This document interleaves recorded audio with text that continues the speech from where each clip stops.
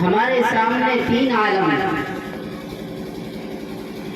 عالم جنت، عالم جہنم اور ایک وہ عالم جن میں ہم سب سانس لیتے ہیں اور زندگی گزارتے ہیں، الذی نتنفس فیہ، جس میں ہم زندگی گزارتے ہیں، سانس لیتے ہیں۔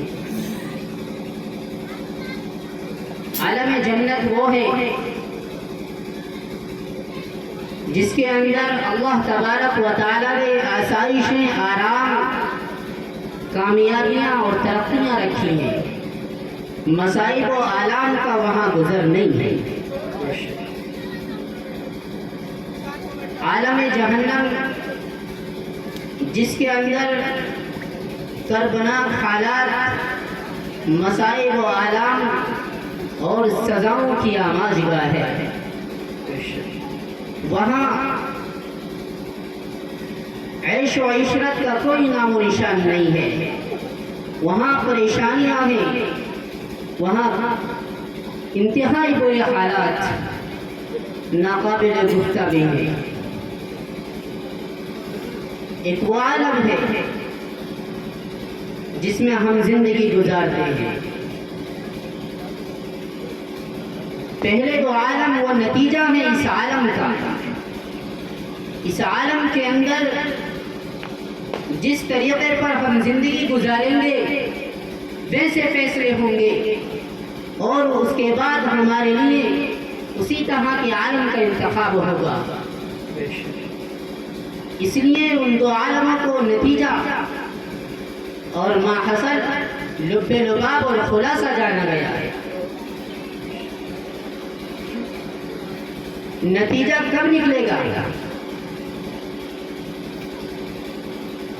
جبکہ اس سے پہلے ہمارا امتحان آ گیا ہو۔ اس دنیا کو اللہ تبارک و تعالیٰ نے پیدا کر کے اور انسان کو اس دنیا کے اندر پیدا کر کے دو راہیں بتائی ہیں، ایک اچھی راہ ہے اور ایک غلط راہ ہے۔ اچھی راہ جنت تک پہنچاتی ہے اور غلط راہ جہنم تک پہنچاتی ہے۔ اور اس طرح سے اللہ تبارک و تعالیٰ نے ہم کو اختیار دیا، ہم چاہیں تو اچھے کام کریں، ہم چاہیں تو برے کام کریں۔ اچھائی اور برائی ہمارے سامنے روزے روشن کی طرح آیا ہے، سب جانتے ہیں کیا اچھا ہے اور کیا برا ہے۔ اچھے اگر عمل کیے تو ہمارا مقدر جنت ہے، اور اگر برے عمل کیے تو پھر اس جہنم کے کنارے پر ہمیں کھڑا ہونا ہوگا، جہاں فرعون و شداد ہوں گے، ابو جہل ہوگا، تمام کذاب ہوں گے اور تمام ظالم و جابر ہوں گے، ہم بھی وہیں کھڑے ہوں گے۔ الذي خلق الموت والحياة ليبلوكم أيكم أحسن عملا۔ اللہ تبارک و تعالی نے زندگی اور موت کو رکھا، وہ صرف اس لیے تاکہ اللہ تبارک و تعالی جانے تم میں سے اچھا عمل کرنے والا کون ہے۔ اللہ تبارک و تعالی پہلے بھی جانتا تھا، لیکن تمہیں اس راہ سے گزارنا چاہتا ہے۔ ایک طرح کا اختیار دے کر اللہ تبارک و تعالی جاننا چاہتا ہے کہ کون میرا بندہ میرے کہنے پر چلے گا اور کون میری نافرمانی اور تمرد اور سرکشی میں زندگی گزارے گا۔ اس کے بعد فیصلے ہوں گے۔ میرے نوجوان ساتھیوں، آپ کو معلوم ہونا چاہیے آپ کس کی امت ہو، آپ کس کی امت ہو، آپ امام الانبیاء کی امت ہو، اس نبی کی امت ہو جس نے سرزمین فلسطین پر ایسی نماز پڑھائی کہ نہ اس سے پہلے ہوئی ہے اور نہ اس کے بعد ہو سکے گی۔ کچھ عرصہ پہلے ایک عیسائی نے پوری دنیا کے اندر ایک نوٹس جاری کیا اور کہا کہ تمام کے تمام لوگ ایک مضمون لکھیں جس کا عنوان یہ ہوگا کہ میرے نزدیک کون سی شخصیت متفق علیہ ہے، کون سی واجب الاحترام ہے۔ ہر ایک شخص نے، بڑے بڑے ادیبوں نے، قلمکاروں نے مضمون کو لکھا اور لمبے چوڑے مضمونوں کو لکھا، اور مضمون جب لکھے گئے جمع ہو کر اس عیسائی کے پاس پہنچے، اس نے ہر ایک مضمون کی ورق گردانی کی، حرف بحرف اور لفظ بلفظ پڑھا۔ اس کے بعد کہا میں نے لقمان کی دانائی کو پڑھا، میں نے ارسطو کی دانائی کو پڑھا، میں نے القانون کے مصنف کے حذاقت اور مہارت اور اس کی طباوت کو پڑھا، لیکن میں نے سب کا جائزہ لے کر کے کوئی فیصلہ نہ کیا۔ لیکن جب میں نے ان مضامین کو پڑھا تو پتہ چلا کہ اگر پوری دنیا کے اندر متفق علیہ کوئی شخصیت ہے تو وہ جناب اکرم صلی اللہ علیہ وسلم کی شخصیت ہے۔ آپ لوگ انہی کی امت ہو، عیسائی ہی نہیں اور ایک عیسائی نہیں بلکہ پوری دنیا متفق ہے کہ نبی اکرم صلی اللہ علیہ وسلم واجب الاحترام ہے، اور ایسی شخصیت ہے جس پر انگلی اٹھانے کی گنجائش نہیں ہے۔ آپ اسی کی امت ہیں، آپ پر کچھ ذمہ داریاں عائد ہوتی ہیں۔ آپ کون ہیں؟ میں اپنے نوجوان ساتھیوں سے مخاطب ہوں، صرف میرا آج اگر عنوان اور مضمون رہے گا تو یہ نوجوان رہیں گے۔ نوجوان وہ طاقت ہے جو ہر انقلابی جماعت، نیرنگ زمانہ گروہ، ہر دور میں ہر اول دستہ رہی تھی۔ انبیاء علیہ السلام نے جب دنیا کے سامنے انقلابی دعوت کو پیش کیا، کار نبوت کو پیش کیا، منصب عظیم کو پیش کیا، اپنے مشن کو رکھا، تو سب سے پہلے ان کی دعوت پر لبیک کہنے والے، ان کی دعوت کو قبول کرنے والے سب سے زیادہ تعداد میں اگر تھے تو وہ نوجوان تھے۔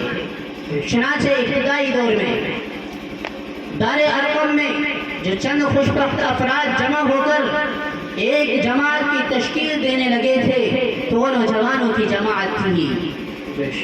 بعثت و نبوت کی عطا کیے جانے کے وقت نبی اکرم صلی اللہ علیہ وسلم کی عمر 40 سال، حضرت ابوبکر صدیق رضی اللہ تعالیٰ عنہ کی عمر 37 سال، حضرت عمر رضی اللہ تعالیٰ عنہ کی عمر 27 سال، حضرت عثمان غنی رضی اللہ تعالیٰ عنہ بھی حضرت نبی اکرم صلی اللہ علیہ وسلم سے چھوٹے تھے۔ حضرت علی رضی اللہ تعالیٰ عنہ کی عمر 10 سال تھی۔ حضرت عبداللہ بن مسعود، حضرت عبد الرحمن بن عوف، عبداللہ بن رواحہ، حضرت بلال بن رباح، حضرت سعید بن مسیب، حضرت زید بن سعید، حضرت عمار بن یاسر، یہ ایسے سینکڑوں نوجوان تھے جنہوں نے ابتدائی اسلام میں سب سے پہلے اسلام کو قبول کیا ہے۔ یہی وہ نوجوان تھے جنہوں نے اپنے سامنے دو عظیم سلطنتوں روم و فارس کو سرنگو کیا، روم و فارس کے غرور کو، تکبر کو، اس کے اقتدار کو، اس کی حکومت کو ملیا میٹ کر دیا، اس کے نشے کو پاس پاش کر کے رکھ دیا، روم و فارس کی فلک بوس عمارت کو زمین بوس کیا، روم و فارس کے غرور کو توڑ کر رکھ دیا۔ اور یہی وہ نوجوان تھے جن کا عظیم سایہ مشرق میں سندھ اور شمال میں آذر اور آرمینیا اور روس تک جا پہنچا۔ یہی وہ نوجوان تھے جن کا عدل و انصاف کا ڈنکا شام، مصر، برما، طرابلس اور چہار دنگ عالم میں گونجا، اور یہ صرف 35 سال میں ہوا۔ ان کی حکومت بنو امیہ میں اور بڑھی اور وسیع ہوئی اور سندھ کے علاقے اور اس کے شہروں تک پہنچی اور مغرب میں یورپ تک پہنچی اور ہندوستان کے بڑے بڑے علاقے اور ترکستان تک پہنچی۔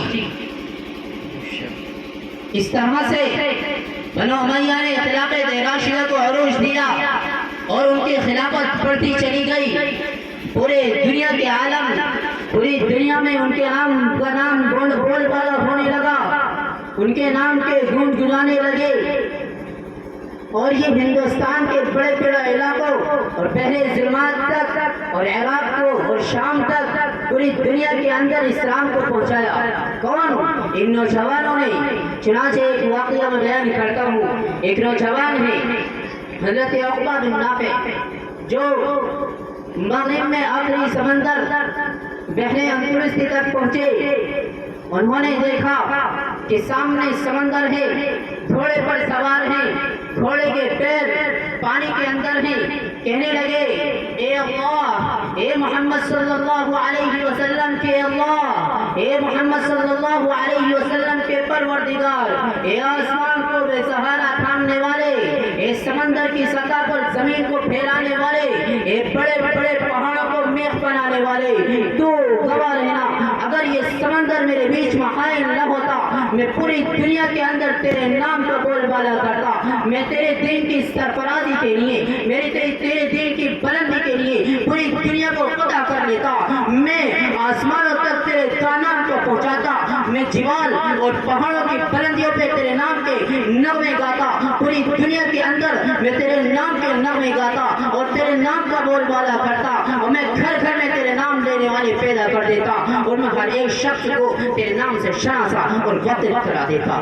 لیکن آج میرے سامنے یہ سمندر حائل ہو چکا ہے، اے اللہ تو گواہ رہنا، کل میری پکڑ مت کرنا۔ یہ کون تھا؟ ایک نوجوان حضرت عقبہ بن نافع۔ ایک اور نوجوان عقبہ باہلی جو مشرق میں بہت دور تک نکل گئے تھے، ان کے ساتھی نے کہا، ازراہ شفقت کہا، اے قتیبہ تم اکیلے بہت دور تک نکل آئے ہو، یہ ترکیوں کا علاقہ ہے، ذرا احتیاط کرنا، حوادث زمانہ آتے رہتے ہیں، احتیاط سے آگے بڑھنا۔ حضرت قتیبہ باہلی نے ایمان سے سرشار ہو کر کے کہا، میں اللہ کی مدد اور نصرت کی خاطر بہت دور نکل آیا ہوں، اور جب وقت آ جاتا ہے تو سامان اور لوگوں کی کثرت اور حفظ صحت کے سامان کوئی کام نہیں آتے ہیں، لیکن میں اللہ کے بھروسے آگے بڑھ رہا ہوں، مجھے نہ جان کی پرواہ ہے، نہ مال کی پرواہ ہے، نہ میں نے کثرت کو دیکھا، نہ میں نے طاقت کو دیکھا، نہ میں نے غلبے کو دیکھا، نہ میں نے سبقت کو دیکھا، میرے پاس ہے تو صرف اللہ کی طاقت ہے۔ جب اس نوجوان نے ان کا عزم اور حوصلہ اور ان کی جوان مردی اور ان کا قوت ارادی کو دیکھا تو کہنے لگا، اے قتیبہ تم سمندروں کی گہرائی میں، اس کی اعماقیوں میں، اس کی تہ میں گل سکتے ہو اور اس کی گہرائی تک پہنچ سکتے ہو، تم سمندر کی سطح پر لیٹ کر آرام سے سو سکتے ہو اور آرام کر سکتے ہو، تم آسمان پر پہنچ کر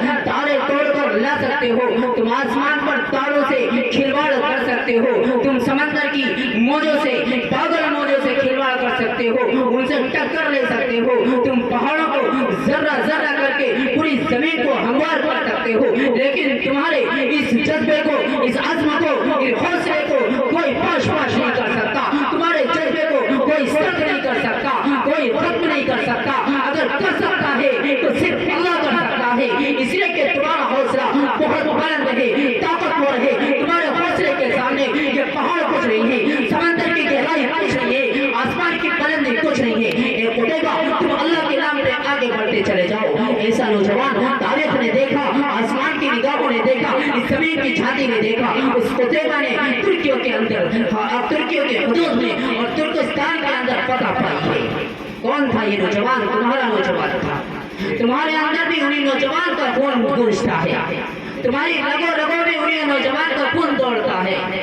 کیوں ہم آج لاپرواہی کی زندگی گزار رہی ہیں؟ کیوں غفلت کی زندگی گزار رہی ہیں؟ نوجوانوں سوچو، اندلس کے ساحل سے پوچھو، جاؤ دیوبند کے بندرگاہ سے پوچھو، محمد بن قاسم 695 عیسوی میں پیدا ہوئے، حجاج بن یوسف کے بھتیجے ہیں، 5 سال کی عمر ہوئی، باپ کا سایہ اٹھ گیا،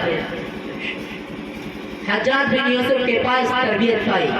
حجاج بن یوسف کو سب جانتے ہیں، ایک ظالم و جابر بادشاہ تھا جس نے لاکھوں کی تعداد میں ظلم کیا اور ان کو قتل کیا، جس نے حضرت عبداللہ بن زبیر کو تخت دار پر لٹکایا، بہت سارے صحابہ کے جسموں کو داغا، جس نے کہا مشہور ہے اور یہ کتابوں میں لکھا ہے کہ قرآن کریم کے زیر و زبر اور نقاط اسی بادشاہ نے لگوائے تھے۔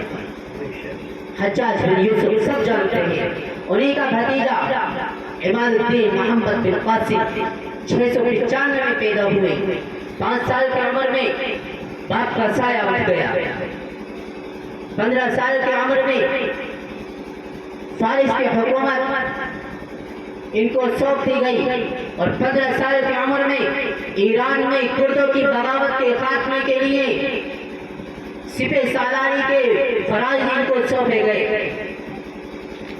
اور 17 سال کی عمر میں سندھ کو فتح کر لیا، اور 20 سال کی عمر یعنی کہ 715 میں انتقال کر دیا۔ 20 سال کی عمر ہے، اتنے بڑے بڑے کارنامے انجام دیے۔ کس نے؟ والی ہند، والی فارس، فاتح ہند، فاتح سندھ، عماد الدین محمد بن قاسم۔ یہ کون تھا؟ یہ تمہارا نوجوان تھا، اس کے رگوں میں صحابہ کا خون دوڑتا تھا، اور تمہیں ایک درس دے گیا، کوئی یہ نہ سمجھے کہ میرے اوپر ذمہ داری نہیں ہے۔ الشعور بالواجب، احساس ذمہ داری پیدا کرو۔ میں آپ کو بتا دوں، طارق بن زیاد 670 میں پیدا ہوئے، اور جو ان کی عمر بڑھتی گئی، ذمہ داریاں ان کے کندھے پر آتی گئیں، اسلام کی تعلیمات کی چنگاریاں ان کو بےتاب کرتی گئیں،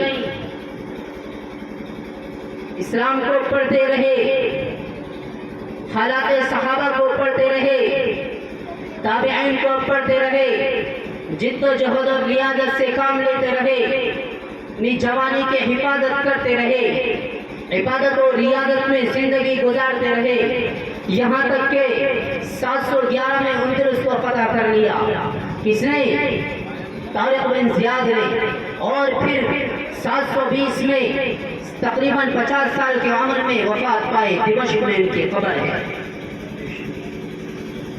محمد فاتح، جس کو کہا جاتا ہے محمد ثانی الفاتح، صرف 21 سال میں قسطنطنیہ کو فتح کر کے عیسائیوں کی بازنطینی سلطنت کا خاتمہ کیا ہے۔ کس نے؟ محمد ثانی الفاتح۔ سلطان صلاح الدین نے ایسی جمع مردی سے کام لیا، ایسی طاقت سے کام لیا، ایسے حوصلے سے کام لیا، ایسی جہد و ریاضت سے کام لیا، ایسی خدا ترسی، ایسے اللہ تبارک و تعالیٰ کے احکام کو بجا لانے کے ساتھ انہوں نے زندگی گزاری کہ اپنے وقت میں پورے عالم اسلام کو ترے واحد کر دیا تھا۔ ایک آواز لگاتے تھے، پوری دنیا چل کر آ جاتی تھی۔ لمبے وقت سے جد و جہد چل رہی تھی، فلسطین کو آزاد کرنا تھا، اور انہوں نے 1183 میں فلسطین کو فتح کر کے پوری دنیا کو بتایا کہ اے نوجوانوں، کبھی خاموش مت بیٹھنا، کبھی غافل ہو کر کے مت بیٹھنا، تمہارے اوپر بھی اس طرح کی ذمہ داری آئی ہوتی ہے۔ میں اپنے نوجوانوں سے مخاطب ہوں، یہ سارے واقعات اس لیے بتاتا ہوں کہ ہماری جو زندگی ہے وہ فالتو نہیں ہے۔ قرآن کریم کہتا ہے افحسبتم انما خلقناکم عبثا وانکم الینا لا ترجعون۔ کیا تمہیں یہ پتا ہے، کیا تم یہ سمجھتے ہو، تمہارا یہ خیال ہے اللہ تبارک و تعالیٰ نے تمہیں بیکار پیدا کیا اور مرنے کے بعد اللہ تک نہیں پہنچنا؟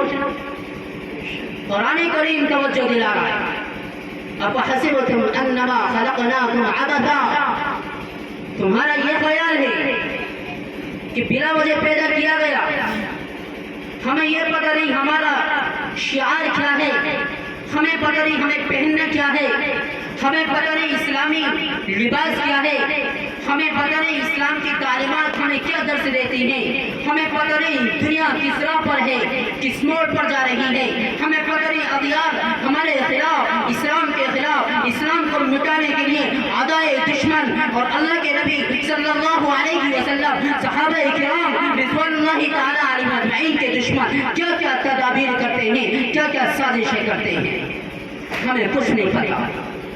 ہم غفلت کی نیند سے سو جاتے ہیں، ہم غفلت کی زندگی گزار رہے ہیں۔ میرے نوجوان ساتھیوں، غفلت کی نیند کو چھوڑو، غفلت سے باہر آ جاؤ، بہت جلدی زندگی کی شام ہو جائے گی، اور جب وقت آئے گا تو جیسے عقبہ باہلی نے کہا تھا جب وقت آتا ہے تو کوئی چیز فائدہ مند نہیں ہوتی. ابھی وقت ہے.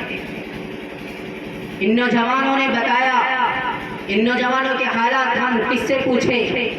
چلو اندلس کے ساحل سے پوچھتے ہیں, دیبل کی بندرگاہ سے پوچھتے ہیں, شام اور عراق کے شہروں سے پوچھتے ہیں, ہند کے علاقوں سے پوچھتے ہیں, اندلس کے باغات سے پوچھتے ہیں کہ کون نوجوان تھے یہ اسلام و ایمان کی تربیت حاصل کر چکے تھے, یہ مسجد نبوی, مسجد حرام, مسجد قرطبہ اور جامعہ ازہر, جامعہ اموی سے فارغ التحصیل تھے.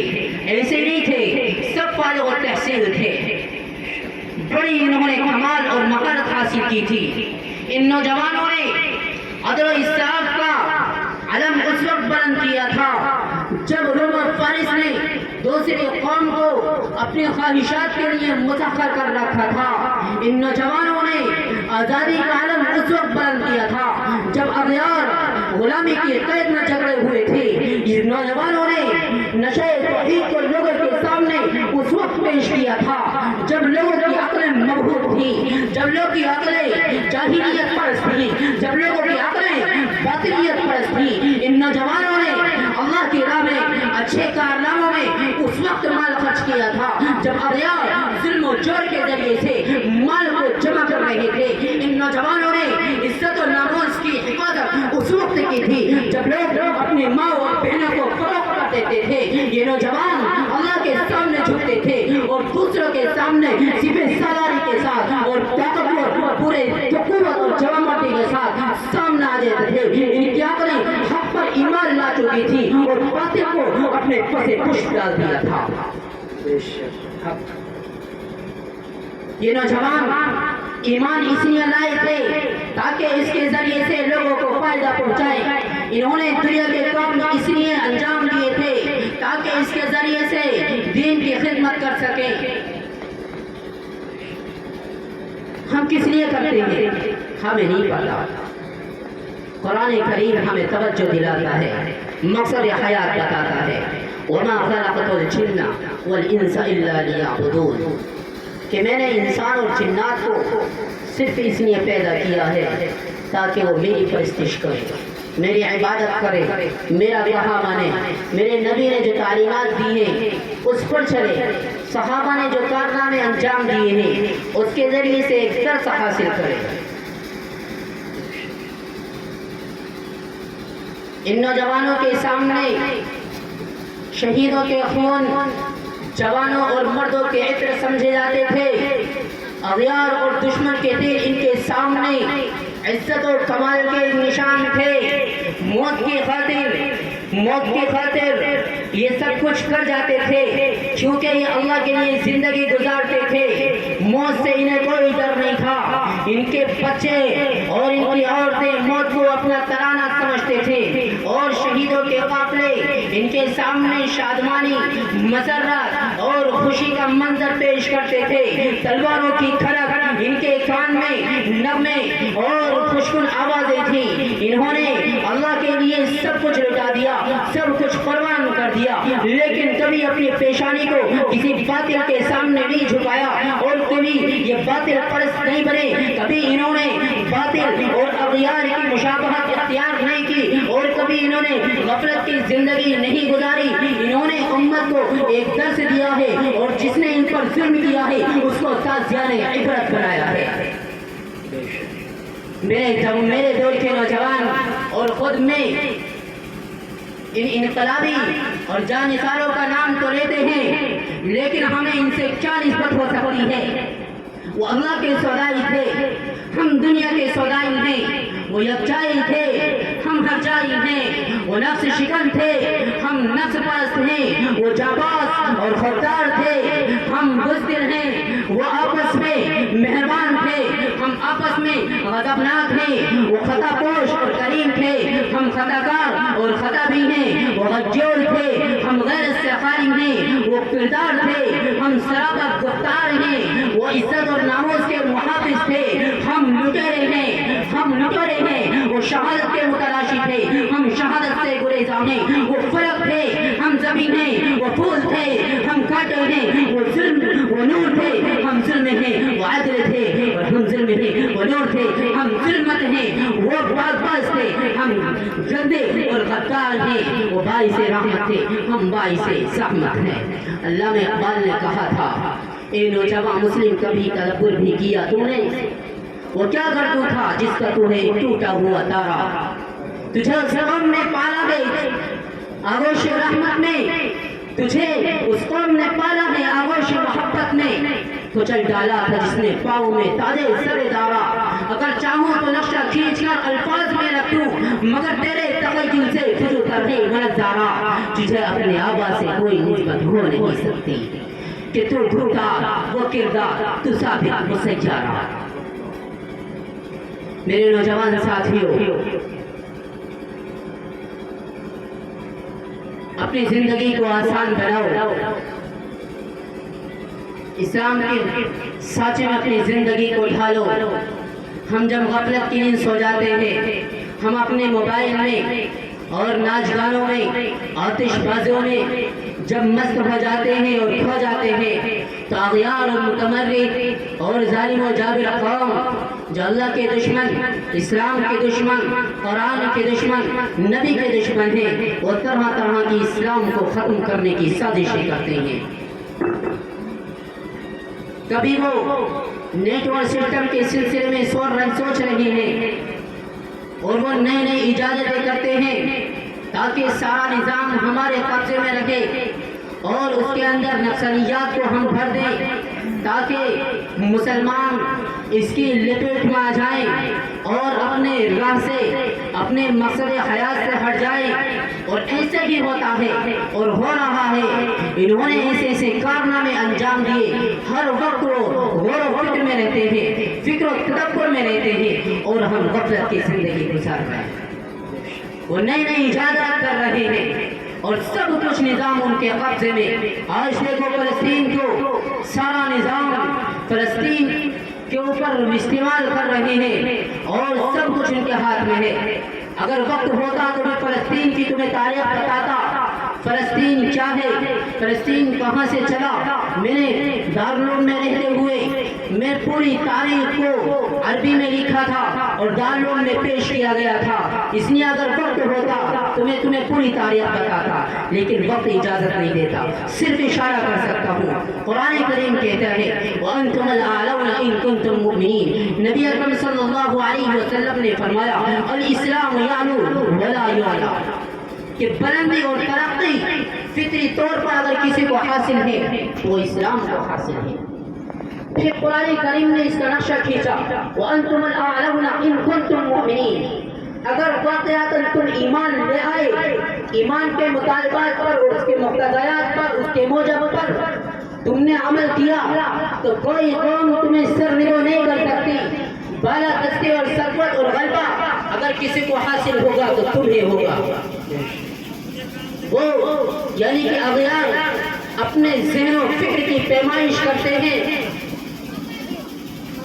اپنی جوانی اور اپنے خیالات، اپنے فکر و افکار کسی نہ کسی چیز کے ایجاد میں گوا دیتے ہیں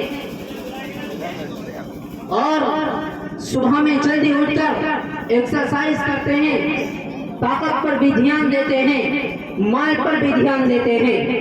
قرآن کریم کہتا ہے افلا تتفکرون افلا تتدبرون افلا تعقلون، کیا تمہیں عقل نہیں ہے، کیا تم سوچتے نہیں ہو؟ یعنی کہ قرآن کریم تمہیں درس دینا چاہتا ہے عقل کا استعمال کرو، عقل کا استعمال کرو، فکر کا استعمال کرو، صحیح راہ کو اختیار کرو۔ اور یہ فکر اور یہ ذہن اور یہ عقل اور یہ فکر و تدبر کسی ایک چیز کے ساتھ خاص نہیں۔ اللہ تبارک و تعالیٰ کہتا ہے میری ذات کے بارے میں سوچو، میں تنہا ہوں وفی انفسکم افلا تبصرون، اس چیز کی نشانی خود تمہارے اندر ہے۔ تم قرآن کریم کے مفاہیم کے اندر غور و فکر کرو، تم نئی نئی ایجادات میں غور و فکر کرو اور اس کو صحیح راہ پر لاؤ اور ہر طرح سے بلندی اور ترقی حاصل کرنے کے لیے غور و فکر کرو۔ یہ قرآن کریم کا خلاصہ ہے، لیکن اس کو ہم نے چھوڑ دیا، اغیار نے اس کو اپنایا۔ صحابہ کے انہوں نے اتوار کو پڑھا، حالات کو پڑھا، جنگی حالات کو پڑھا، خالد بن ولید، حضرت اسامہ بن زید، عبیدہ بن جراح، ان کے حالات کو پڑھا، حضرت عمر رضی اللہ تعالیٰ عنہ کی سیاسی جرأت کو، مہارت کو پڑھا، اور انہوں نے ایک درس لیا۔ بڑی بڑی کتابیں لکھی گئی ہیں جو خالد بن ولید رضی اللہ تعالیٰ عنہ کے کارنامے سے، جس سے کارناموں سے جنہوں نے اصول عرض کیے ہیں، کیسے آگے پڑھا جا سکتا ہے اور مد مقابل کو کیسے سرنگو کیا جا سکتا ہے۔ یہ ہمارا کام ہے۔ نوجوانوں، غفلت سے باہر آ جاؤ، جھوٹ کو ترک کر دو، زنا کو ختم کر دو، بدنظری چھوڑ دو، خیانت، غداری، بد اخلاقی سب ختم کر دو اور اچھے اچھے کارنامے انجام دو۔ سچ بولو، جھوٹ کو ترک کر دو، خیانت کو کر دو، امانت داری سے کام لو، اپنے مقصد حیات کو سمجھو۔ انشاءاللہ کامیابی، بلندی، ترقی ہماری قدم بوس ہوگی، ہمارے قدم چومے گی۔ اللہ تبارک و تعالی عمل کی توفیق عطا فرمائے، عقل سلیم عطا فرمائے، فکر صحیح عطا فرمائے، دین کی صحیح سمجھ عطا فرمائے۔ آمین۔ وآخر دعوانا ان الحمد للہ رب العالمین۔